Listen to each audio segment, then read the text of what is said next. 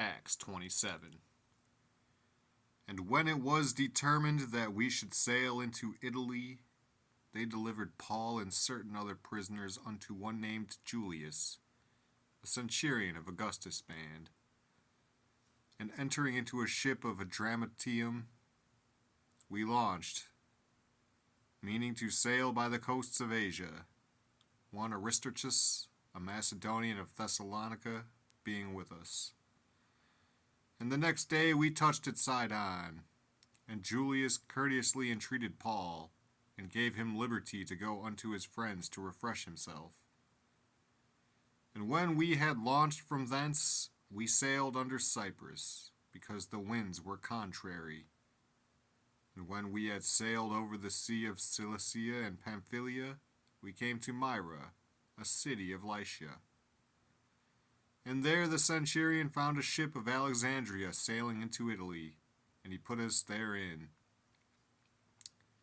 And when we had sailed slowly many days, and scarce were come over against Cnidus, the wind not suffering us, we sailed under Crete, over against Salmone, and, hardly passing it, came unto a place which is called the Fair Havens, nigh whereunto was the city of Lasea.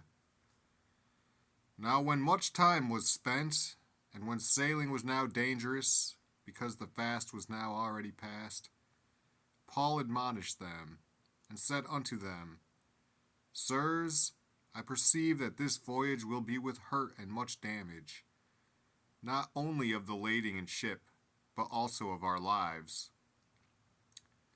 Nevertheless the centurion believed the master and the owner of the ship more than those things which were spoken by Paul.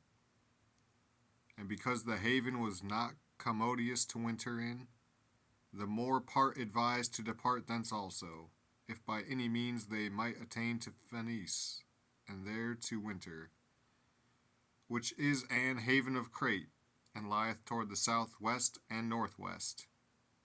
And when the south wind blew softly, supposing that they had obtained their purpose, loosing thence, they sailed close by Crete. But not long after there arose against it a tempestuous wind, called Euroclydon. And when the ship was caught, and could not bear up into the wind, we let her drive.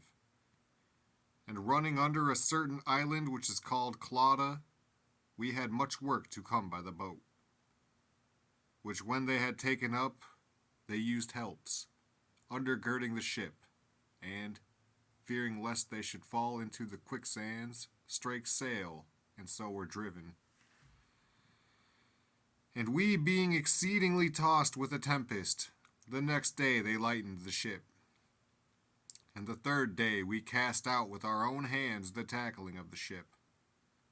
And when neither sun nor stars in many days appeared, and no small tempest lay on us, all hope that we should be saved was then taken away.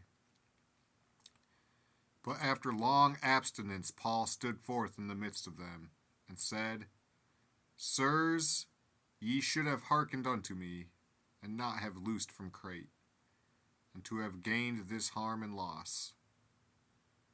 And now I exhort you to be of good cheer, for there shall be no loss of any man's life among you, but of the ship. For there stood by me this night the angel of God, whose I am, and whom I serve, saying, Fear not, Paul, thou must be brought before Caesar, and, lo, God hath given thee all them that sail with thee.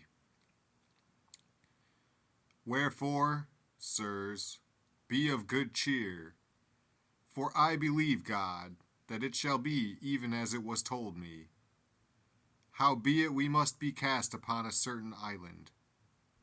But when the 14th night was come, as we were driven up and down in Adria, about midnight the shipmen deemed that they drew near to some country, and sounded, and found it 20 fathoms. And when they had gone a little further, they sounded again, and found it 15 fathoms. Then, fearing lest we should have fallen upon rocks, they cast 4 anchors out of the stern, and wished for the day.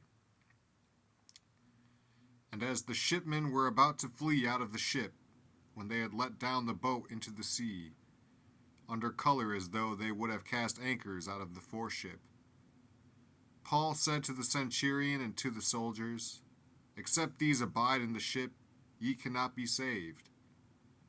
Then the soldiers cut off the ropes of the boat and let her fall off. And while the day was coming on, Paul besought them all to take meat, saying, "This day is the 14th day that ye have tarried and continued fasting, having taken nothing. Wherefore I pray you to take some meat, for this is for your health. For there shall not an hair fall from the head of any of you."